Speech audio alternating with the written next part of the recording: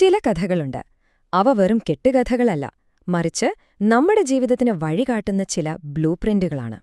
ഇന്ന് നമ്മൾ അങ്ങനെയൊരു കഥയുടെ ഉള്ളിലേക്കാണ് ഇറങ്ങിച്ചെല്ലാൻ പോകുന്നത്.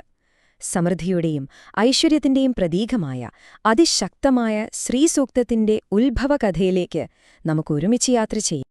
അപ്പോ നമ്മുടെ ഈ ചർച്ചയിലെ പ്രധാന താരം സാക്ഷാൽ ലക്ഷ്മി ദേവിയാണ്, ഐശ്വര്യത്തിന്റെ ദേവത. ദേവിയെയും നമ്മൾ ഇനി അറിയാൻ പോകുന്ന ആ ശക്തമായ സൂക്തത്തെയും തമ്മിൽ ബന്ധിപ്പിക്കുന്ന ഒരു ഇതിഹാസ കഥയുണ്ട്. നമുക്കത് കേൾക്കാം.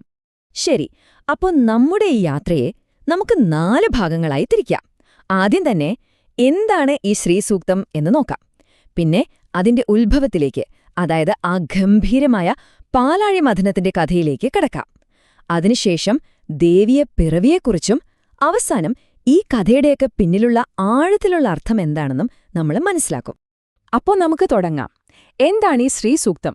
എന്തുകൊണ്ടാണ് ഇതിന് ഇത്രയധികം പ്രാധാന്യം കൽപ്പിക്കുന്നത്? നമുക്ക് നോക്കാം. നോക്കൂ, ഓം സ്വാമി പറയുന്നത് കേൾക്കൂ. ഒരാളുടെ തലവിധി തന്നെ മാറ്റിയെഴുതാനുള്ള ശക്തി ഈ സൂക്തത്തിനുണ്ടെന്ന്. ഭൗതികമായും ആത്മീയമായുമുള്ള ഉയർച്ചയ്ക്ക് ഇതെത്രത്തോളം ശക്തമാണെന്ന് ഈ ഒരു വാക്കിൽ നിന്ന് തന്നെ നമുക്ക് മനസ്സിലാക്കാമല്ലേ? വളരെ ലളിതമായി പറഞ്ഞാൽ ശ്രീസൂക്തമെന്നത് ഋഗ്വേദത്തിലുള്ള ഒന്നാണ്. ലക്ഷ്മീദേവിയെ പ്രകീർത്തിക്കുന്ന 16 ശ്ലോകങ്ങൾ. ഇതിനെ വെറുമൊരു പ്രാർത്ഥനയായിട്ടല്ല കാണുന്നത്, മറിച്ച് ദേവിയുടെ ശബ്ദരൂപം അഥവാ സോണിക് ഫോമായാണ് കണക്കാക്കുന്നത്. ശരി, അപ്പോൾ ഈ സൂക്തം എങ്ങനെയാണ് ഉണ്ടായത്? അതിന് നമ്മളൊരു ഇതിഹാസ കഥയിലേക്ക് പോകണം. ദേവന്മാരും അസുരന്മാരും അമരത്വം നേടാനായി നടത്തിയ ആ ഗംഭീരമായ പാലാഴി മഥനത്തിന്റെ കഥയിലേക്ക്. ഈ കഥയില് 2 ടീമുകളാണുള്ളത്, ദേവന്മാരും അസുരന്മാരും. രസമെന്താന്ന് വെച്ചാ ഇവർക്ക് രണ്ടാൾക്കും 2 തരം ശക്തിയാണ്.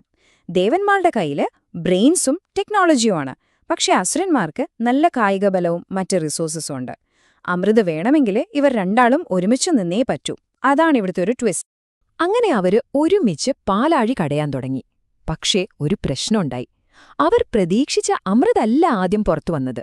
പകരം ഈ ലോകത്തെ മുഴുവൻ ഇല്ലാതാക്കാൻ കഴിവുള്ള ഹാലാഹലം എന്നൊരു ഭയങ്കര വിഷമാണ് പൊങ്ങിവന്നത്. അതോടെല്ലാം തീർന്നു. പ്ലാനൊക്കെ പാളി, കടയൽ നിന്നു, എല്ലാവരും പേടിച്ചു വിറച്ചു. ആ ഒരു പ്രതിസന്ധി ഘട്ടത്തിലാണ് ദേവന്മാരുടെ അഭ്യർത്ഥന കേട്ട് സാക്ഷാൽ മഹാദേവൻ വരുന്നത്.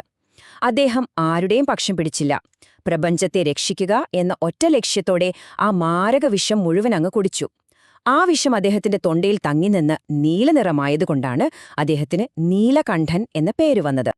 ശിവൻ ആ വിഷം കുടിച്ചതോടെ ആ വലിയൊരു പ്രതിസന്ധി ഒഴിവായി. അപ്പോ വീണ്ടും കടയൽ തുടങ്ങി. ഇത്തവണ ശരിക്കും നിധികള് തന്നെയായിരുന്നു വരാൻ തുടങ്ങിയത്.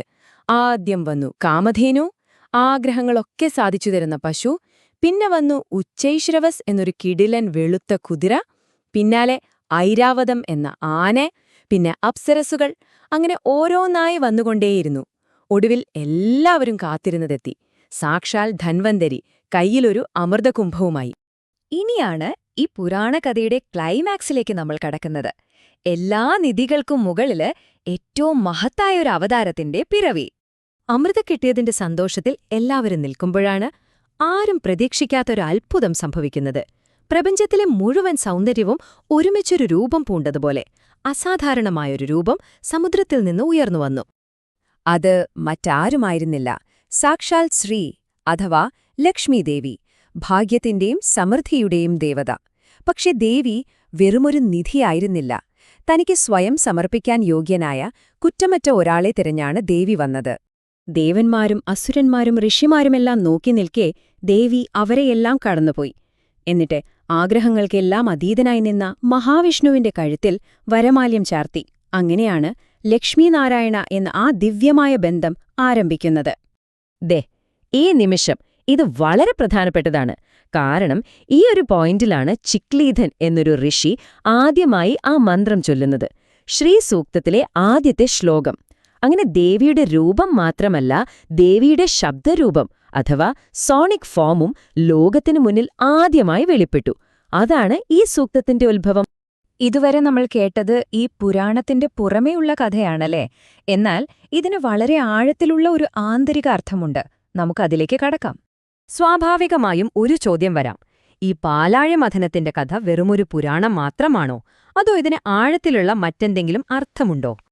ഈ ചോദ്യത്തിനുള്ള ഉത്തരം തേടി ഋഷിമാർക്ക് മഹാദേവന്റെ അടുത്തേക്ക് തന്നെ പോകേണ്ടി വന്നു.